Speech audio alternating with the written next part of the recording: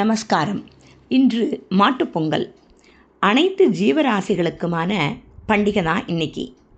இந்த நல்ல நாளிலே ஸ்ரீ ஆதிகும்பேஸ்வர சுவாமி திருக்கோவிலில் உள்ள அம்மோன்னு நம்ம எல்லாராலும் செல்லமாக அழைக்கப்படுகின்ற மங்களம் யானைக்கு சிறப்பு பூஜைகள் விசேஷமாக நடைபெற்றது.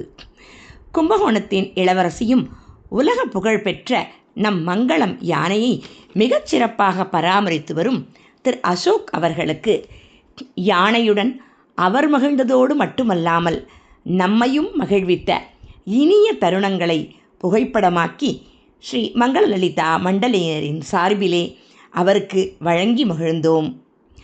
என்றும் இறைபணியில் ஸ்ரீ மங்களலலிதா மண்டலியினர், கும்பகோணம்.